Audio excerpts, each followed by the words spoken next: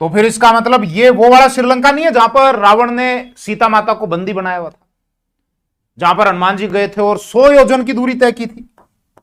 अब 100 योजन का मतलब तो 800 से 1300 किलोमीटर के बीच होता है। इसका मतलब फिर ये वो श्रीलंका नहीं है जहां पर भगवान राम गए थे, फिर युद्ध किया था और फिर लंका को जीत लिया था। क्योंकि एक जो सोर्स है ना वाल्मीकि जी के द्वारा लिखा गया रामायण, उसका एक कांड है जिसको किष्किंधा कांड कहा जाता है, और उसमें सर्ग है सर्ग नंबर 41। इसके अलावा सुंदरकांड जिसका सर्ग नंबर 1। वहां क्या जानकारी मिलती है? बोले साहब हनुमान जी जब गए थे तो हनुमान जी ने यहां बिल्कुल छोर पे आए होंगे, और यहां छोर से और उन्होंने छलांग लगाई, वो उड़कर गए छलांग लगा के, जो भी आप परिभाषित करो, और उन्होंने 100 योजन की दूरी तय की थी। तो 1 योजन का मतलब कितना? बोले साहब 1 योजन का मतलब तो अलग अलग सोर्सेज में अलग अलग दिया हुआ है। कहीं पे 8 किलोमीटर भी दिया हुआ है, कहीं पे 8.5 भी दिया है, कहीं 9 भी दिया है, कहीं 12.5 13 किलोमीटर भी दिया हुआ है। तो कोई बात नहीं, अपन 8 से 13 किलोमीटर की रेंज पकड़ लेते हैं कि साहब 1 योजन का मतलब अगर 8 किलोमीटर से लेकर 13 किलोमीटर है, तो फिर हनुमान जी ने अगर 100 योजन की अगर छलांग लगाई तो फिर ये डिस्टेंस कितनी होनी चाहिए? बोले साहब ये तो 800 से लेकर 1300 किलोमीटर की डिस्टेंस होनी चाहिए। इतनी कहानी तो समझ में आई साहब। तो फिर हनुमान जी ने बिल्कुल यहां अंतिम छोर से छलांग लगाई। अब वो अंतिम छोर जैसा हम पढ़ते हैं, बोले साहब ये वर्तमान भारत का एक राज्य है तमिलनाडु। तमिलनाडु में एक आइलैंड आता है पंबन आइलैंड, जो आपके बिल्कुल यहां एक वो छोटा सा किनारा निकला हुआ है, यहां से आता है पंबन आइलैंड। उसका एक जिला आता है तमिलनाडु में रामनाथपुरम। वहां पर एक जगह आती है धनुषकोडी। बोला हाँ साहब ये धनुषकोडी तो हमने सुना भी है, हम गए भी हैं। कई व्यूअर्स होंगे जो कहेंगे हाँ साहब गए हैं। कौन कौन गए हैं धनुषकोडी में, या कौन कौन से ऐसे व्यूअर्स हैं जो वहां से वीडियो देख रहे हैं? अब शायद हो सकता है तमिलनाडु वालों को मेरी हिंदी थोड़ी कम समझ में आए या ना भी आए। तो हनुमान जी यहां से इस धनुषकोडी से छलांग लगाते हैं। अब ये जरूरी नहीं है कि इस धनुषकोडी से वो छलांग लगाते हैं, वो आसपास के इस हिस्से से जहां से भी उन्होंने छलांग लगाई, ये वर्तमान वाला अगर जो श्रीलंका है, अगर उस समय का इसको लंका मान लिया जाए तब तो फिर मामला गड़बड़ हो जाएगा। क्योंकि इसकी जो डिस्टेंस है वो अलग अलग जगह से अलग अलग आएगी, 30 से लेके और 50 किलोमीटर तक की आएगी। जबकि वहां पे किष्किंधा कांड हो गया या सुंदर कांड हो गया, वहां तो लिखा है बोले साहब 100 योजन, उस हिसाब से 800 से 1300 किलोमीटर आएगी। अपन तो 1300 किलोमीटर भी छोड़ देते हैं, हटा दो 1300 किलोमीटर, अपन तो कम से कम पकड़ लेते हैं 800 किलोमीटर। 800 किलोमीटर भी पकड़े तो 30 और 50 किलोमीटर में, 800 किलोमीटर में तो दिन रात का अंतर है। तो फिर इसका मतलब हनुमान जी इसके तो पार निकल गए थे। इसके पार निकले तो कहां तक आए? बोले वो तो यहां तक कहीं पहुंचे होंगे।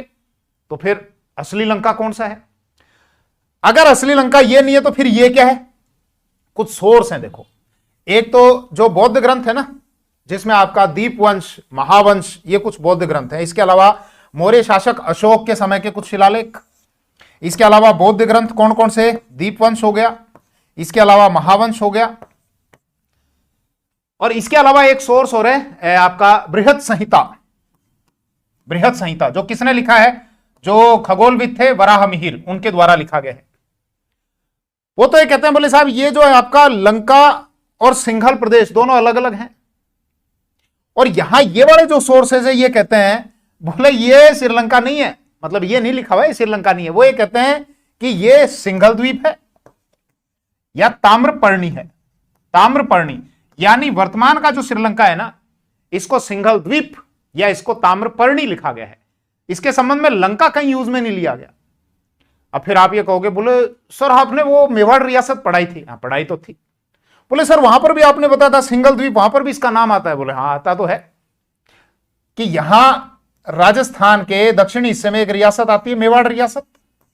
उस मेवाड़ रियासत के शासक थे रावल रतन सिंह। कब? 1303 ईस्वी के समय, जब अलाउद्दीन खिलजी के द्वारा यहां पर अटैक किया गया था। रावल रतन सिंह की एक पत्नी थी, रानी थी, रानी पद्मिनी, और पद्मिनी के संबंध में एक व्यक्ति काल्पनिक कहानियां लिख जाता है जिसका नाम होता है मोहम्मद मलिक जायसी, जो 1540 में एक किताब लिखता है पद्मावत। और पद्मावत के लास्ट में वो कुछ शब्द ऐसे लिखता है जिससे वो खुद ये प्रमाणित कर देता है कि भाई देखो मैं जो ये लिख रहा हूं ये असली घटनाओं को आधार मानकर और फिर मैं अपना मिर्च मसाला डाल के इसमें ये काव्य लिख रहा हूं। ये काव्य है, ये रियल स्टोरी नहीं है, लेकिन रियल पात्र लेते हुए इस काव्य को लिखा जा रहा है, जिसके कारण जिन लोगों को लेना था मसाला उसमें से मसाला निकाला गया। वो लिखता है लास्ट में बोले साहब मेरे इन पात्रों में ये बुद्धि का प्रतिनिधित्व करता है, ये हृदय का प्रतिनिधित्व करता है, ये इस बात का प्रतिनिधित्व करता है। कुल मिला के वहां पे हम ये देखते हैं बोले साहब वहां एक जानकारी मिलती है, बोले एक सिंगल द्वीप है और सिंगल द्वीप के एक राजा है गंधर्व सेन, उनकी रानी है चंपावती और इन दोनों की पुत्री है पद्मिनी। और फिर वो बाकी काल्पनिक कहानियां बोले, वो एक तोता होता आता है, ये तोता यहां जाता है और तोता फिर रावल रतन सिंह की जो पत्नी है उनको ताना मारता है। वो रावल रतन सिंह की पत्नी, मतलब एक ही पत्नी नहीं थी भैया। अब आप ये पूछोगे बोले साहब वो तो पत्नी तो ये यहां पर है, वो ताना किसको मार रहा है? कई पत्नियां होती थी राजाओं की।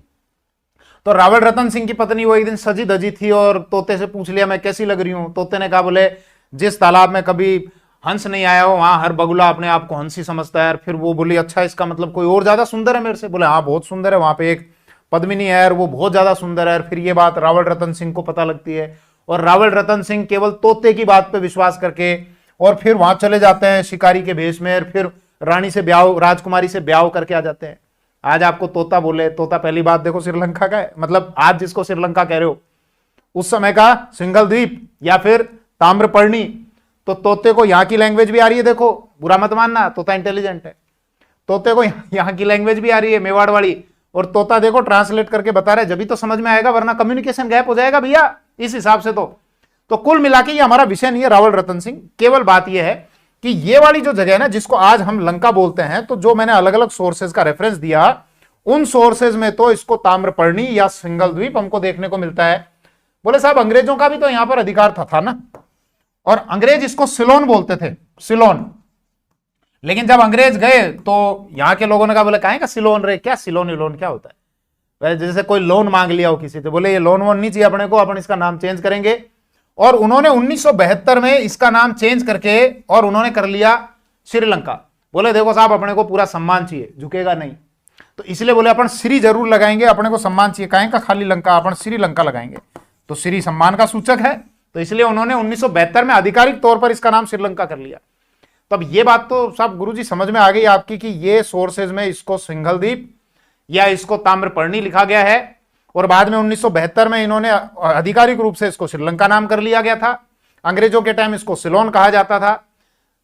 तो मुद्दे की बात यह है गुरुजी फिर असली लंका कौन सा है इस हिसाब से?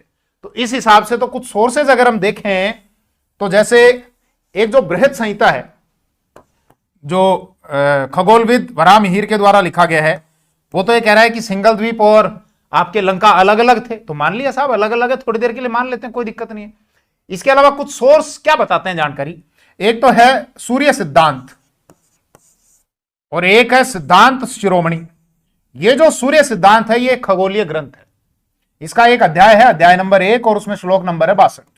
सूर्य सिद्धांत खगोलीय ग्रंथ, अध्याय नंबर चैप्टर नंबर 1 जी, जैसे चैप्टर नंबर 2 3 ऐसे चैप्टर नंबर 1, और श्लोक नंबर कौन सा है इसका? 62 है।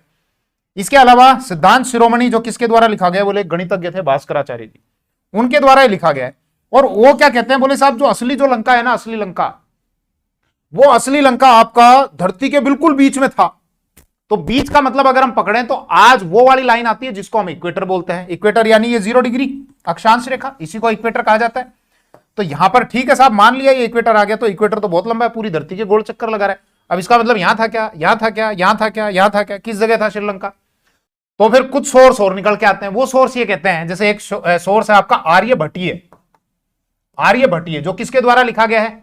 आर्यभट्ट के द्वारा लिखा गया। और वो ये कहते हैं, बोले साहब जो प्राइम मेरिडियन है ना, वो अपने यहां शिप्रा नदी के किनारे कोई ऐतिहासिक शहर है और उससे यहां निकलती है और वो सीधी ये जाती है और नीचे आपके इस रेखा को जहां कट करती है, मतलब धरती के बीच को जहां कट करती है, इन दोनों के इंटरसेक्शन पॉइंट पे वो वाला ओरिजिनल लंका था, जिस लंका की बात होती है जहां पर रावण ने सीता माता को कैद किया था, जहां तक हनुमान जी पहुंचे थे छलांग लगा के। अब अगर देखा जाए वो 800 किलोमीटर की डिस्टेंस पकड़ी जाए तो ये वाला पैमाना तो ठीक नहीं बैठता ये श्रीलंका का, लेकिन हाँ यहां से तो वो पैमाना कुछ बैठता है सब 800 किलोमीटर के आसपास। ये वाला पैमाना अब बैठ जाएगा, जुगाड़ हो जाएगा यहाँ पे। अब सुनना बात को, यहां पर ये वाली जो प्राइम मेरिडियन है यहां पे जाती है। बोले साहब क्या मजे ले रहे हो आप, प्राइम मेरिडियन तो 0 डिग्री देशांतर रेखा को माना जाता है, ये कोई 0 डिग्री देशांतर रेखा थोड़ी है। और शिप्रा नदी के किनारे जो आप एक ऐतिहासिक शहर बता रहे हो, ये जगह तो कहां आती है? मध्य प्रदेश में आती है। वो जो ऐतिहासिक शहर आप बता रहे हो वो तो साहब उज्जैन है। तो इसका मतलब उज्जैन से जा रही है, और उज्जैन से जो देशांतर रेखा जाती है वो तो 75-76 डिग्री के आसपास वाली रेखा ऐसे गुजरती है, 75 डिग्री और कुछ मिनट वाली रेखा। देखो भैया ये जो रेखाएं हैं, अक्षांश रेखा और देशांतर रेखा, ये आज के हिसाब से बनाई हुई है। आप ये कहोगे बोले उस टाइम ये कौन सी इक्वेटर आ गई, उस टाइम ये कौन सी देशांतर रेखा आ गई। मान लिया अपने ऋषि मुनियों के पास में ये जीपीएस का कोई ज्ञान नहीं था, मान लो थोड़ी देर के लिए, उनको नहीं पता था साहब क्या अक्षांश रेखा होती है, क्या देशांतर रेखा होती है। मान लो थोड़ी देर के लिए भाई शब्दों के नाम अलग अलग हो सकते हैं, लेकिन जो ज्ञान है उस ज्ञान को आप भले ही एक्स बोलो और वाई बोलो, लेकिन अगर उसका अर्थ एक आता है इसका तो मतलब कुछ ना कुछ नॉलेज रही होगी। बोले कैसे? बोले आप एक काम करो, भारत के उत्तर से लेकर दक्षिण तक यहां से एक जब आप सीधी लाइन खींचते हो ना, एकदम लेजर लाइट जो छोड़ोगे बीम ऐसे, तो भारत के कुछ मंदिर हैं जो सीधे पिन पॉइंट उस लाइन के ऊपर आते हैं। बोले क्या बात कर रहे हो? ऋषियों के पास में जब कोई जीपीएस का ज्ञान नहीं था, कोई मान लिया कि रेखाओं का ज्ञान नहीं था, तो फिर कैसे सेट कर लिया? बोले साहब एक सीधी लाइन के ऊपर आपके 6-7 मंदिर बिल्कुल डॉट उस सीधी लाइन के ऊपर आ रहे हैं। मानो तो मानो, नहीं मानो तो मत मानो। अब ध्यान देना, अब जब ये सोर्स ये बता रहे हैं कि धरती के बीच में, इसका मतलब इक्वेटर हो गया 0 डिग्री। फिर आर्यभट्टीय क्या कह रहे हैं कि यहां आपके उज्जैन के पास से ये जो प्राइम मेरिडियन इसको माना गया है। बोले साहब ये थी, ये जहां जाके कट करती है, इंटरसेक्ट करती है, वहां पर वो लंका हुआ करता था। फिर इसके अलावा जो आपका वो सोर्स मैंने बताया था बृहद संहिता, वो क्या बोल रहे हैं? बोले साहब लंका आज वाला लंका अलग है, मतलब ये लंका और सिंगल द्वीप दोनों अलग अलग हैं, तो ये दोनों तो अलग अलग हो गए।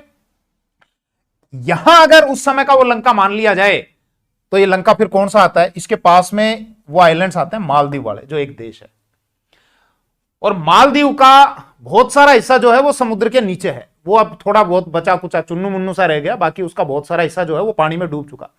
बोले कैसे पता सर, आपको सपना आया था क्या? जो आज के जो वैज्ञानिक है ना, इंटेलिजेंट वैज्ञानिक, वो ये बताते हैं, बोले साहब जब आइस युग समाप्त हुआ था ना, हिम युग, तो उस समय क्या हुआ था? बर्फ पिघली, और बर्फ जब पिघली तो समुद्र का स्तर बढ़ा। समुद्र का स्तर जब बढ़ा तो बहुत सारे जमीन के हिस्से ऐसे थे, बहुत सारे आइलैंड ऐसे थे, वो आइलैंड जो हैं वो पानी के नीचे समा गए। तो आज जो आपका, ये तो उन वैज्ञानिकों ने बताया है, तो आज जो आपका ये मालदीव आपको दिखता है, ये पहले इससे कहीं ज्यादा विशाल था, लेकिन जब आइस युग की समाप्ति हुई तो इसका बहुत सारा जो हिस्सा है वो समुद्र के नीचे दब गया। तो इसीलिए आज आपको ये जो छोटा मोटा सा हिस्सा दिखता है ना, ये मालदीव हो गया, इसके अलावा इसके पास में डिएगो गार्सिया हो गया जहां पर ब्रिटेन ने अपनी सेना रख रखी है, इसके अलावा ये आपका यहाँ पे जो लक्षद्वीप हो गया भारत वाला। तो बोले साहब ये वाले जो हिस्से है ना, ये तो अब चुन्नू मुन्नू से हिस्से रह गए, बाकी ओरिजिनल तो ये बहुत बड़ा हुआ करता था। तो अगर इन सारी चीजों को फिर अपन निचोड़ें तो फिर कहीं ना कहीं ये निचोड़ तो ही निकल के आता है। तो इसका मतलब ये है कि आज का जो मालदीव है, इस हिसाब से तो ये उस समय का वो लंका होना चाहिए, क्योंकि वो 100 योजन की दूरी यानी 800 किलोमीटर अपन मान ले कम से कम, तो वो ये तो नहीं बैठता, लेकिन ये ज्यादा निकट आता है उसके। फिर थोड़ा सा अगर अपन वो मध्य वाला पकड़े कि साहब मध्य में वो रेखा गुजर रही है, तो मध्य में 0 डिग्री हो गई, तो श्रीलंका तो यहां पर भी सटीक नहीं बैठता है, मध्य में तो नहीं आता, क्योंकि ये हो गई 0 डिग्री। 0 से ऊपर चलोगे 1 2 3 4, तो श्रीलंका यहां लगभग आता है 7 डिग्री उत्तरी अक्षांश के आसपास में। इससे थोड़ा सा नीचे अपना यहां पर आता है अंडमान निकोबार, जो आपका 6 डिग्री और 45 मिनट पे आता है, जिसका ये पॉइंट बिल्कुल लास्ट जो पॉइंट है उसको बोलते हैं इंदिरा पॉइंट। फिर यहां थोड़ा सा हो तो भारत का जो मुख्य भाग है यह आपका आता है 8 डिग्री और 4 मिनट, जिसका लास्ट पॉइंट आता है आपका कन्याकुमारी। फिर इसके अलावा ये उत्तर जाते जाओ, जाते जाते जाते जाते यहां पर जब आप आओगे तो बिल्कुल छोर जो आता है वो आता है आपका 37 डिग्री और 6 मिनट, जो आपका इंदिरा कोल आता है। इसके अलावा इधर बिल्कुल ये पश्चिमी पॉइंट निकालोगे तो ये यहां पर गुजरात में आता है, जो आपका 68 डिग्री और 7 मिनट आता है। इधर जो निकालोगे तो इधर यहां पर आता है आपका 97 डिग्री और 25 मिनट। इनसे कोई मतलब नहीं अपने को, मतलब यह है कि साहब 0 डिग्री अगर अपन माने मध्य में, तो श्रीलंका तो 7 डिग्री आ रहा है उत्तरी अक्षांश, और 7 डिग्री मध्य में कैसे हुआ? ये तो ऊपर की तरफ हो गया। तो इसका मतलब बात में कहीं ना कहीं तो थोड़ा सा कुछ ना कुछ तो है साहब। ये वो वाला श्रीलंका नहीं हो सकता जिस लंका की अपन बात कर रहे हैं। अब इन सारी चीजों को सुनने समझने के बाद आपको क्या लगता है? कमेंट सेक्शन को भर दो कि नहीं साहब हम आपकी बात से सहमत नहीं है, या फिर नहीं साहब आप जो कह रहे हो उसमें कुछ ना कुछ लॉजिक हमको समझ में आ रहा है कि हम आपकी बात से सहमत हैं। सहमत हो कि नहीं हो, आपका क्या मानना है इस संबंध में, भर दो कमेंट सेक्शन को। इस वीडियो में इतना ही। थैंक यू, जय हिंद।